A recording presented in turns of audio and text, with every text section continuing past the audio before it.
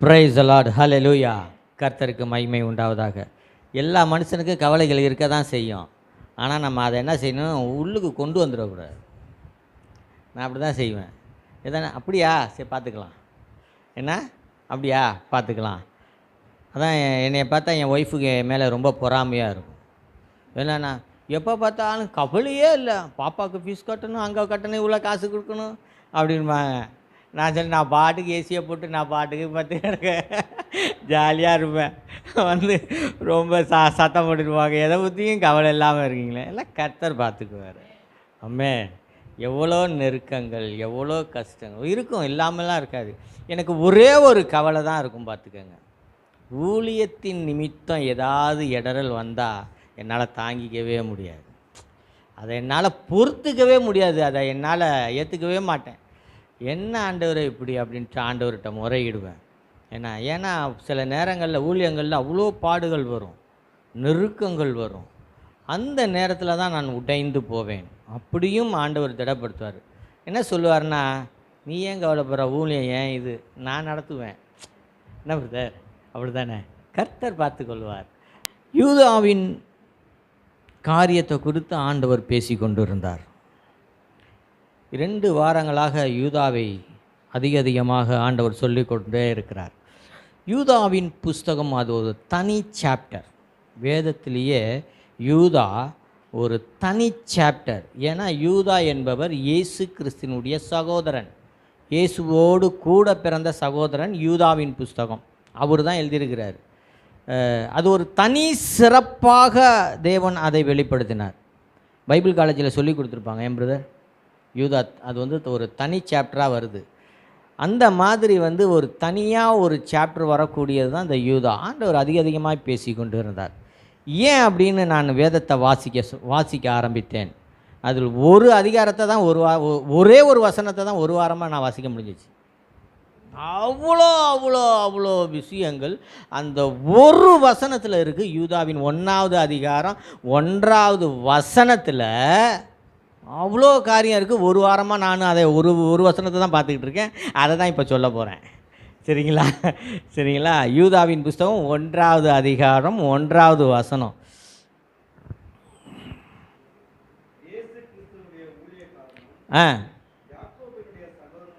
இயேசு கிறிஸ்துவினுடைய ஊழியக்காரனும்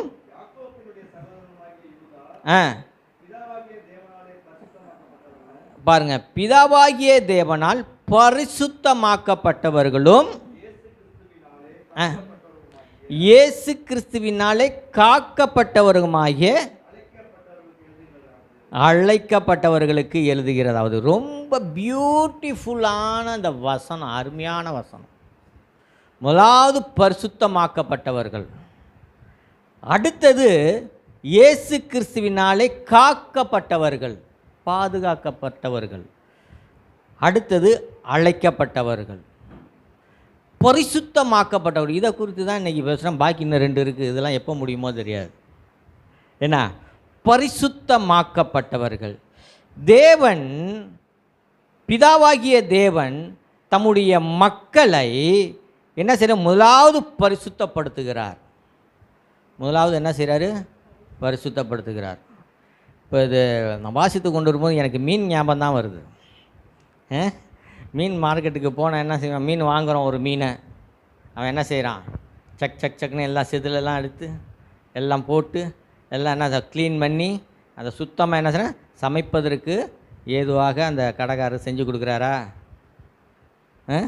என்ன செய்கிறான், மீன் காதெல்லாம் வெட்டுறாரு. பேதுரு மீன் ஞாபகம் வந்தால் எனக்கு பேதுரு ஞாபகம் தான் வரும். ஏன் தெரியுங்களா, இயேசு கிறிஸ்துவை காட்டி கொடுக்கும் போது அவன் வாளை எடுத்து அவன் என்ன கைது பண்ணவனே காதை வெட்டினான். பழக்க தோஷம் மீனை வெட்டி கரெக்டாக அந்த சிதில் தான் போய் வெட்டுறான். அது மாதிரி இங்கிட்டு இருந்ததை போய் வெட்டுற. யாராவது அந்த மாதிரி செய்வாங்களா? நல்லா யோசனை பண்ணி பாருங்கள். யாராவது இப்போ நம்மளை ஒருத்தன் அடிக்க வந்தால் என்ன செய்வோம், போய் காதை வெட்டுவோமா? வெட்ட மாட்டோம். ஆனால் பேதுரு பாருங்கள், எடுத்து அவன் அந்த க்ளோஸ் அவன் பேர் என்ன, மல்குஸ், அவர் காதை போய் வெட்டுறாரு. ஏன் பழக்க தோஷம், மீன் காதை வெட்டி வெட்டி பழக்க தோஷத்தில் அங்கே போய் காதை வெட்டுறாரு. ஓகே, அந்த மாதிரி பாருங்கள், தம்முடைய மக்களை அது மாதிரி தேவன் தம்முடைய ஜனங்களை பிரித்து எடுக்கிறார். இந்த உலகத்திலிருந்து பிடித்து எடுத்து பரிசுத்தப்படுத்துகிறார். என்ன பரிசுத்தப்படுத்துகிறார்? அது எப்படி என்றால், பரிசுத்தப்படுத்தப்பட்டவர்கள், பரிசுத்தமாக்கப்பட்டவர்கள் பரலோகவாசியாக பங்கு பெறுவதற்கு. தேவன் பரிசுத்தமுள்ளவர். பரலோகம் எப்படியா இருக்கும்? பரிசுத்தமாக இருக்கும். அந்த பரலோகவாசியாக நாம் அந்த பரலோகத்தில் இணைவதற்கு தேவன் நம்மை பரிசுத்தப்படுத்துகிறார். சரிங்களா?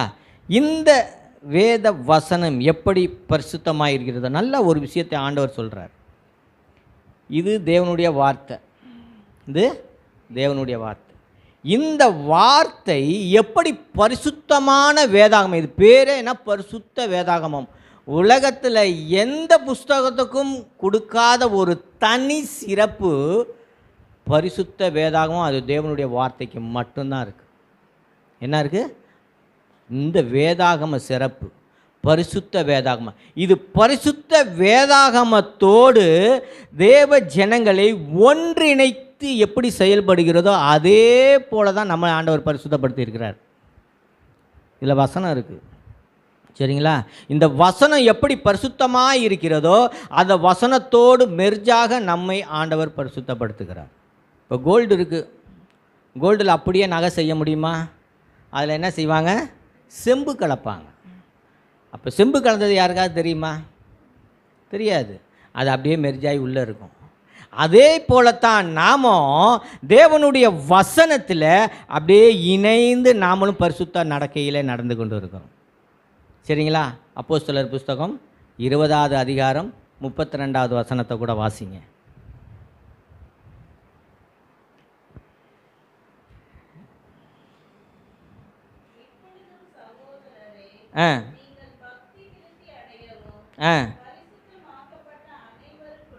பரிசுத்தமாக்கப்பட்டவர்களுக்கு அனைவருக்குள்ளும் உங்களுக்கு சுதந்திரத்தை கொடுக்கவும் வல்லவராயிருக்கிற தேவனுக்கும் அவருடைய கிருபையுள்ள வசனத்துக்கும் உங்களை ஒப்பு கொடுக்கிறேன். பரிசுத்தமுள்ள அந்த வசனத்துக்கு தேவன் நம்மளை என்ன செய்கிறாரா? ஒப்பு கொடுக்குறாராம். அப்போ இந்த வசனமும் நாமும் இணைந்து ஒரே பாதையில் செல்ல வேண்டும். அந்த ஒரே பாதையில் செல்வதற்கு இயேசு கிறிஸ்து தான் வழி. அவர் தான் சத்தியம், அவர் தான் ஜீவன். சரிங்களா? அப்போ அந்த மாதிரி வசனமும் நாமும் ஒன்றாக இணைந்து செயல்படக்கூடிய அந்த காரியத்தை நாம் செய்ய வேண்டும். பாருங்கள், சவுலை தமஸ்கு சாலையில் தேவன் சந்தித்தார். எதற்காக சந்தித்தார்? அவர் தம்முடைய ஊழியத்திற்கென்று அநேக மக்களை இரட்சிப்பதற்காக தேவன் சவுலை சந்தித்து பவுலாக மாற்றினார். சரிங்களா? அப்போ இருளில் இருக்கிற ஜனங்களை தம்முடைய ஒளியினிடத்திற்கு அழைத்து வரும்படியாகவும், பிசாசினுடைய பிடியில் இருக்கிற ஜனங்களை தேவனிடத்திற்கு கொண்டு வரும்படியாகவும் சவுலை தேவன் கொண்டு வந்தார். சரிங்களா? அப்போ நம்மை உங்களையும் என்னையே அழைத்து வந்திருக்கிறாருன்னா, அநேக ஜனங்கள் இருளில் இருக்கிற ஜனங்களை வெளிச்சத்தினிடத்திற்கு கொண்டு வரவும் தேவனுடைய ராஜ்யத்தில் அவர்களை சேர்ப்பதற்காகவும் உங்களை என்னையும் கொண்டு வந்திருக்கிறார். ஆமென். அப்போஸ்தலர் 26:18 வாசிங்க.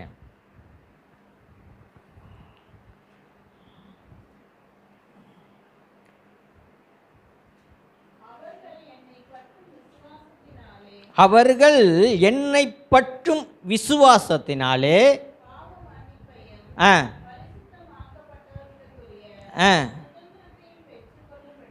பரிசுத்தமாக்கப்பட்டவர்களுக்குரிய சுதந்திரம். நல்லா கவனிங்க, நமக்கென்று ஆண்டவர் ஒரு சுதந்திரத்தை வச்சிருக்கிறார். ஆமென். அது இந்த உலகத்தில் யாருக்குமே கிடையாது.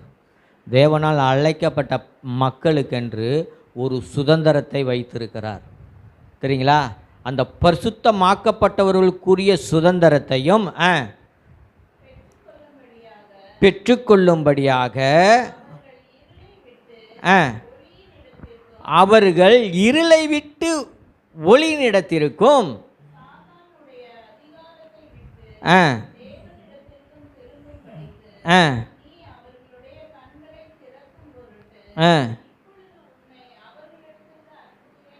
பாருங்க எப்படி அனுப்புகிறாராம்? சவுலை பவுலாக மாற்றி அனுப்புகிறார். ஆமென், ஆமென். நமக்கு கொடுக்கப்பட்ட ஊழியம் பெரிய ஊழியம். நமக்கு அழைக்கப்பட்ட அழைப்பு அது மகிமை உள்ள அழைப்பு. தேவன் நம்மேல் வைத்த அபிஷேகம் பெரிசு. தேவன் நம்மேல் அபிஷேகம் வைத்த அபிஷேகத்துக்கு முன்பாக ஒருவனும் எதிர்த்து நிற்கவே முடியாது. ஆமென், ஆமென். எத்தனை பேர் விசுவாசிக்கிறீங்க? அல்லேலூயா. நம்மேல் வைத்த அபிஷேகம் பெருசு. உண்மை உள்ளவன் என்ற எண்ணி இந்த ஊழியத்தை நமக்கு கொடுத்துருக்கிறார். ஆமென். இந்த ஒரு வருஷம் பரிசுத்தமாக்கப்பட்டவர்கள், இதை வச்சு தான் இந்த வாரம் ஃபுல்லாக நான் பார்த்துக்கிட்டு இருக்கேன். இதற்காக தான் அழைச்சிருக்கணும். நம்ம பேசும் பொழுதும் போகும் பொழுதும் ஜாக்கிரதையாக இருக்கணும். சில வேளைகளில் நான் கடைக்கு காலையில் ஜெபம் பண்ணிவிட்டு, எப்போவுமே நான் ஜெபம் பண்ணிவிட்டு தான் வெளில போவேன். இப்படி ஜெபம் பண்ணிட்டு போகும்போது ஆண்டவர் ஒரு வார்த்தை சொல்லுவார், வாயை பிளாஸ்திரி போட்டு ஒட்டின மாதிரி இருக்கணும் உன் வாய், போயிட்டு வர வரையிலும் வழியில் திறக்கக்கூடாதுன்னு பாரு. பார்த்தீங்கன்னா அப்படியே வாயை மூடிட்டு யார்கிட்டையும் பேச மாட்டேன். ஏன்னா ஆண்டவர் சொல்லியே அனுப்புவார், யார்கிட்டையும் பேசாத, நீ போய் வேலை என்ன முக்கியமானதை கேட்கணுமா கேட்டு வாங்கிட்டு இடையில யார்கிட்டையும் பேசக்கூட வந்துருன்னு பாரு. அப்போ தான் வந்து மோதிர மாதிரி வருவான். ஏன்னா ஆண்டவர் சொல்லிட்டார் இப்போ பேசக்கூடாதுன்னு. இப்படியே மறைச்சிட்டு இப்படியே போவேன். ஏன்னா அப்போ தான் எல்லா எவனாவது வந்து அப்படி நம்மளை கீழே தள்ளி விட்டு போவான். ஏன்னா அந்த மாதிரி சண்டை வந்துடும், வம்பு வந்துடும்னு சில நேரங்களில் ஆண்டவர் என்ன சொல்லுவார்னு, வாயை திறக்காத அப்படின்பார். சரின்னு நானும் கடைக்கெல்லாம் போயிட்டு வந்துடுவேங்க. ஜாமான்லாம் வாங்கிட்டு வந்து வச்சுட்டு கம்பெனியை திறக்கலான்னு திறக்கும் போது பக்கத்து கடைக்காரன் வாங்கி வம்பிழுத்துருவாங்க. பக்கத்து கடைக்காரன் எப்படியாவது வம்பிழுத்து நம்மளை தீண்டி விட்டுருவான். ஏன்னா அப்போ என்ன பண்ணுறது? பொறுமையை காத்துக்கணும். சில அதுதான் இருக்க மாட்டேங்குது நமக்கு. இந்த பரபரப்பான உலகத்தில் நம்ம எப்படி பொறுமையை காத்துக்கொள்வது? அது ஆவியின் கனியில் ஒன்று. அன்பு, சந்தோஷம், சமாதானம், நீடிய பொறுமை, தயவு, நீடிய பொறுமை. அப்பா, அந்த பொறுமை தான் இங்கே நம்மக்கிட்ட இல்லை. நீடிய நம்ம தம்பி கடைக்கு டீ குடிக்க வந்தால் சீக்கிரம் ஒரு டீயை போடுங்க, கக்கரான போடுங்க, பறக்கணும், நேரமாச்சு, பார்சல் பறக்குறாங்க அந்த மாதிரி. சரிங்களா? சில நேரத்தில் சொல்லி அனுப்புவார், வாயை மூடு, திறக்காத அப்படின்னு. அது மாதிரி நம்ம இருந்துக்கணும், நம்ம கனி வெளிப்படணும். பாருங்கள், இந்த இயேசு கிறிஸ்து நானே மெய்யான திராட்சை செடி, நீங்கள் கொடிகள்னு சொன்னார். இயேசு கிறிஸ்து ஒரு செடியில் பாருங்கள், இயேசு கிறிஸ்து வேராக இருக்கார், தண்டாக இருக்கார், கிளையாக இருக்கிறாரு, இலையாக இருக்கிறாரு, எல்லாமே அவராக இருக்கிறாரு. ஆனால் கனி கொடுக்கும் பொறுப்பை மட்டும் உங்ககிட்ட என்கிட்டையும் கொடுத்துட்டார். என்ன பொறுப்பு? அந்த கனி மட்டும் நீங்கள் கொடுங்கப்பா அப்படின்ட்டார். ஏன் தெரியுமா?